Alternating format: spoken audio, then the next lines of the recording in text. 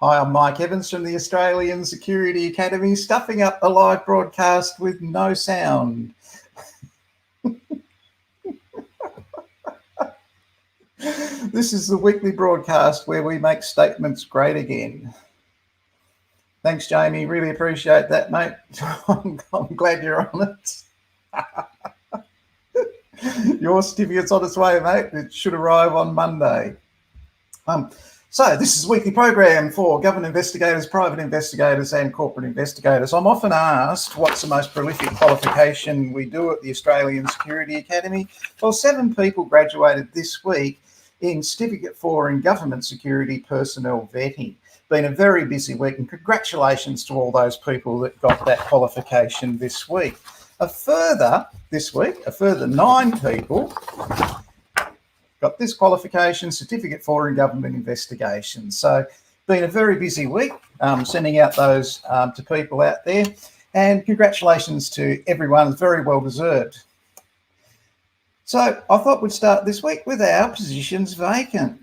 Let's have a look at what we've got this week. We have several positions vacant this week for investigators.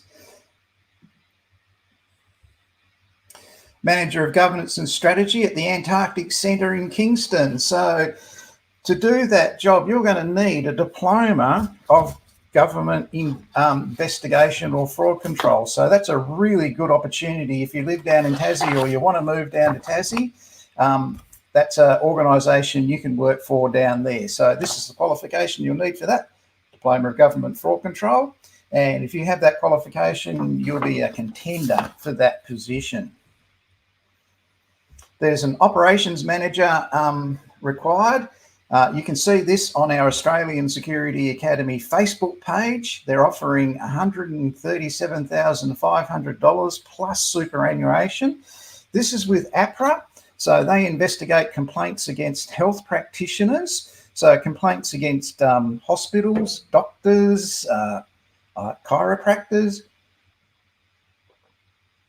that sort of thing. So that's what APRA does. So if you want a position doing that, you'll need to hold a Certificate 4 in Government Investigation to get that job. This job is Vice President of Intelligence and Investigations with Kroll. So you can look that job up. If you want to see any of these jobs, people, you simply go on to Facebook, type in Australian Private Investigator Corporate and Government Investigation Jobs, and this page will come up. You have to apply to do it because I get a lot of spammers and all sorts of sad cases in there. So you just ask to join, answer the 2 questions, and I'll join you. And you can see up to 3 years of investigation job roles where you can research opportunities that are there. Other job opportunities that have sprung up this week include a coordinator of investigations and compliance projects at Ipswich City Council. So they're offering just over $2,000 a week up in Ipswich in Brisbane. Senior Investigations Officer for the Health Ombudsman in Brisbane. That'll keep you very busy in COVID-19 times. And a Senior Investigator for the Department of Transport down in Melbourne. They're just some of the jobs on offer this week. There are an amazing amount of jobs out there in investigations. So certainly don't miss out on applying for those if they're in your local area or where you want to be. Got to say a very happy birthday to the lady in the red cardigan at this AISP meeting down in Melbourne. It's her birthday today. She's an undercover agent, so I can't show you her face. Happy birthday, Elizabeth Wild. Congratulations. I hope you had a great day. I'm sure you'll be celebrating your birthday. And if you want to see where you can contact Elizabeth, there she is on LinkedIn. She's an undercover investigator, so you won't see a photo of Elizabeth, except like the one I just showed you that doesn't show her identity.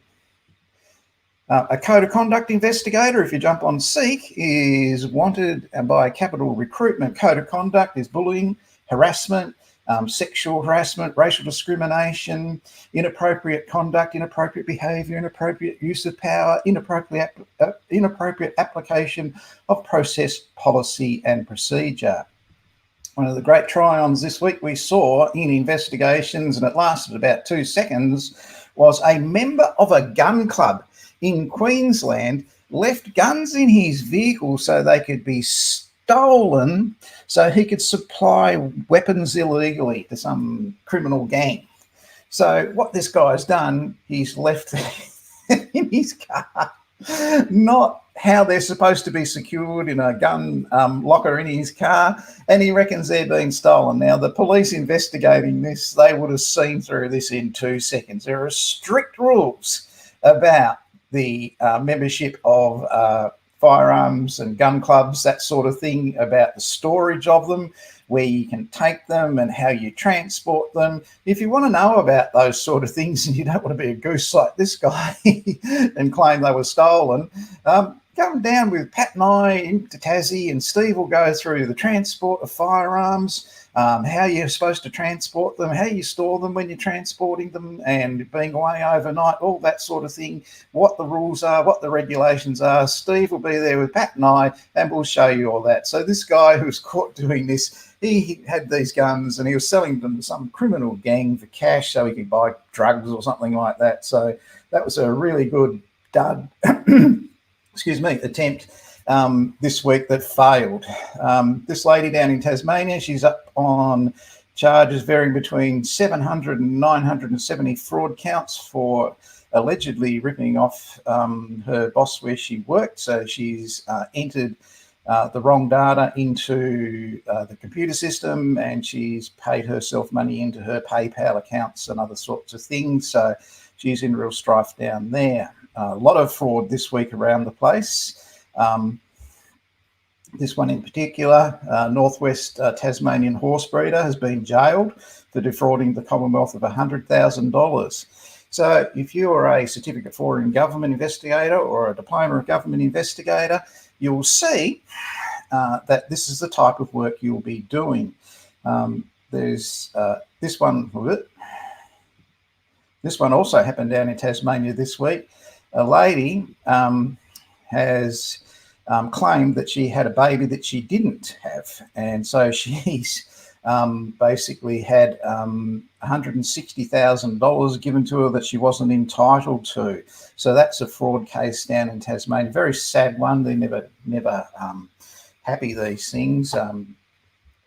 This one, she's got to pay it back. She's been sentenced to home detention, and she's committed fraud against the Commonwealth. It's a very serious charge. She was lucky not to be jailed. So how she didn't get jailed, I don't know, but they look at these things, they take these things into account on a case-by-case basis, and that's how they do it. In the news this week, the general insurance industry made a presentation to the government in regards to how poorly they're travelling in the COVID times and how broke all the insurance companies are. This is so sad, you might want to get yourself a box of tissue. CEO of the Insurance Council of Australia, Andrew Hall, told the House of Representatives Standing Committee on Economics this Thursday that the country's economic recovery following COVID-19 is the envy of the world, but not all sectors are thriving. This includes his general insurance sector. Insurer profitability over the 24 months ending in March 2021 was down 64% on the preceding 2 years. And according to APRA, the entire general insurance sector only made a profit of $19 million in the most recent March quarter, largely because of the impact of recent natural disasters. Mr. Hall says the past 3 years insurance have paid out $7.4 billion in natural disaster claims, with more than $5.4 billion paid out since the 2019 bushfires. Yeah, that's what they do. In many of these categories, insurers themselves are under pressure to provide a profitable product with gross loss ratios at near 100%, so solutions are difficult to determine. There is no single silver bullet for resolving these issues, according to Mr. Hall, but we are serious about grappling with these issues for the benefit of small businesses and the broader economy. The committee is keeping watch on how financial service companies, including general insurers, are responding to the Hayne Royal Commission reforms from 2 years ago.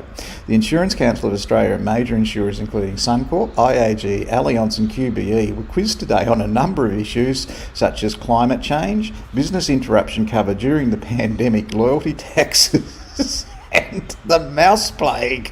Yes, that's all the insurance company's fault, the mouse plague. Oh, I love it. So the general insurers are going broke because they only earned $19 million in that last quarter, which is the quietest one of the year for them. So they're probably only going to earn $90 million in the next quarter and $1,000 million in the third. Oh, God, they're all going broke. I wish I had a tissue. I'd cry. That's so sad. And other news in Tasmania. A man has caused from my hometown in Tasmania, a man has caused an accident in Burnie where he has driven into a person on a motorbike, and it's a road accident, seriously injured the guy quite badly. He took quite a while off work, and the magistrate, Glenn Hay, my old rowing coach, said this case was pretty cut and dry. So the guy was stoned.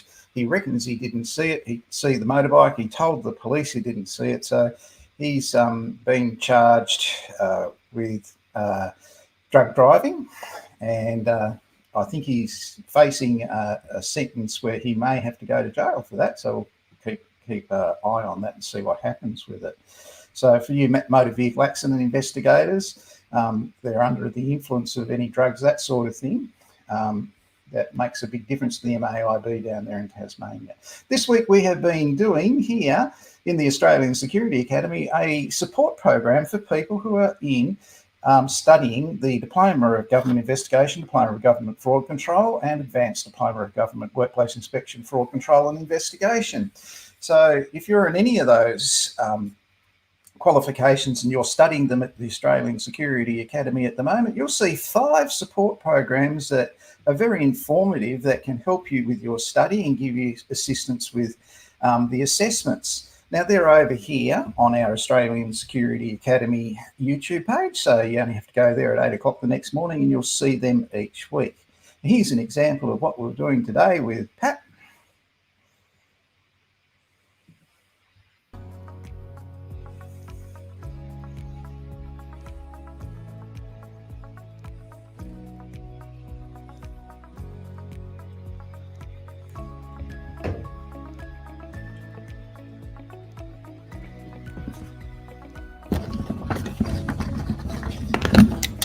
Hi, Mike Evans again from the Australian Security Academy with the 5th episode in our series of lockdown support for those students at the Australian Security Academy who are studying the management level qualifications, Diploma of Fraud Control, Diploma of Government Investigation, Advanced Diploma of Government Fraud Control, Workplace Inspection and Investigation. Today I'm looking at time and event lines. Now, in time and event lines, we use these to get a one-page glimpse of what happened in a certain circumstance. So it might be a fraud, it might be a theft, it could be someone fiddling with their timesheets, it could be a major gang fraud against a Commonwealth government department by multiple persons. So we use the time and event lines to do such a thing. An interesting one when we taught this at the Child Support Agency some years ago was they used time and event lines there after we did that program and presentation to establish which parent had the children for how long, because there were always consistent claims that I have the children longer than you do. So by creating time and event lines in relation to that, they could get a one-page view of which parent had which child and when. The other use of time and event lines is when we get a ministerial as a government manager in our department. Now, some of you won't know what a ministerial is, and those of you that do are smiling right now. So we're going to go through now precisely what a ministerial is. So today we've invited Pat Flynn in to tell us what a ministerial is. Welcome along, Pat. How are you? G'day, how you going? Yeah, good. Very well, thanks, mate. What is it all about ministerial, please? Okay, ministerials relate to complaints. Now, I'll just do a little bit of a general overview of complaints. Now, each public sector, all 3 levels of government, is accountable for the services they provide and the conduct of their staff within the agency. At Commonwealth level, the agency staff must follow the Australian Public Service Code of Conduct, the APS Code of Conduct. Each agency is able to receive and consider complaints about the behaviour and conduct of their staff in their dealings with members of the public, the services they provide and are responsible for, and also issues relating to procurement procedures that are non-compliant with legislation. There's actually a piece of legislation called the Government Procurement Judicial Review Act 2018. So if you want to see the full video of that goes for around about 10 minutes, and all those videos go for 10 minutes, just jump on the Australian Security Academy's YouTube channel and you can see all our support programs for those people who are studying, for those people that are studying the Diploma of Government Investigation, Diploma of Government Fraud Control, Advanced Diploma of Government Workplace Inspection, Fraud Control or Investigation. So those little short 10-minute videos are there to support you with your assessments, so keep that in mind.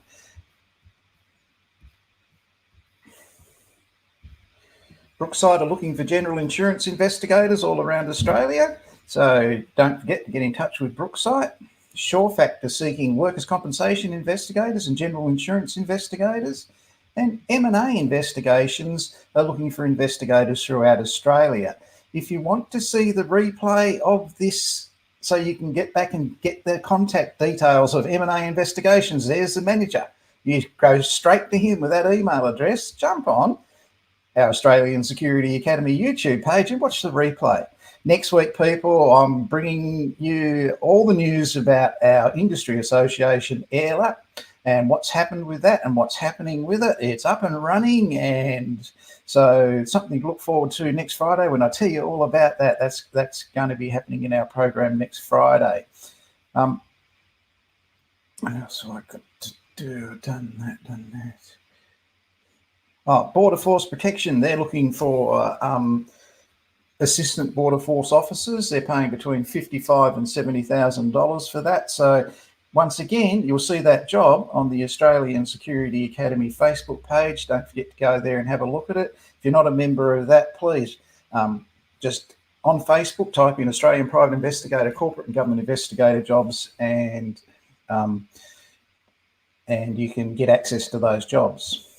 The last job for the day, Clarity Workplace Solutions are looking for licensed investigators, factual investigators in Melbourne and also in New South Wales. So get in touch with Clarity, and you'll have some really interesting work in whistleblowing, workers' compensation with Clarity. So great firm to work for, based in Melbourne.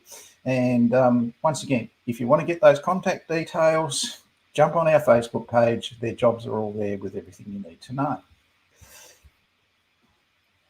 As Pat said, he was talking about ministerials, and we were talking about time and event lines for that last presentation that Pat was talking about. Time and event lines are not just used by police, they're used very effectively by police. This is the one that they had for the Jill Maher murder down in Melbourne, very tragic situation with a released criminal. And that's the time and event line they use there. This is another one they use down there with another lady who was killed by her husband. Awful matter, but the police use a time and event line. And this is your typical time and event line that you see in any investigation, how they do it. So that video that you saw Pat going through before was in relation to ministerials. The time and event lines are used in ministerials as well. And that's something that you can see if you do go and have a look at those YouTube videos that are supporting the government investigation program. Yeah, done that one. The industry associations have gone very quiet, except for the AIRLA, which have gone mad. They are emailing me every second day. We've got this on, we've got that on. AIRLA are certainly doing a lot of online stuff, and they're also doing a lot of in-person stuff for the members of their association. Doesn't mean the others aren't. It's just a difficult time, I guess, to get everybody coordinated when you're under stay-at-home orders and then you're not. So, people, that's our program for this week. Lots of things been happening out there in relation to industry association coming up, something to really look forward to. We've had some initiatives with our support program for government investigators, and lots of jobs out there. I'm going out in our usual way.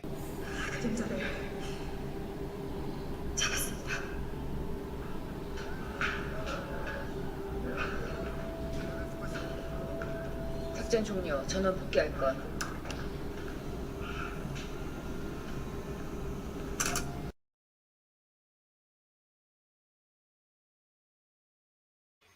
And that's how every investigation agency completes its week, with a notification to all investigators, return to base units. So people, if you have an investigation industry news, send it to me. You can appear on this program and send that news to the whole investigation industry in Australia. If you have an event coming up that's investigation related for an industry association, get in touch with me. Let me know about it, and I'll promote it for you. Okay, so on here, it doesn't cost anything. If you've got a job, let me know about it. I'll promote your job vacancy on this page. So people, see you next week. It's been a very busy one for the end of the financial year. I've got drones to fly. I've got electric bikes to chase. I've got surveillance to go and do, and I've got people's assessments to mark, and I've got people to enrol. I've got to run. I'm Mike Evans from the Australian Security Academy. I hope you have a great weekend. Looks like it's going to be very wet in Queensland, but elsewhere I hope it's fine. And I'll see you next week.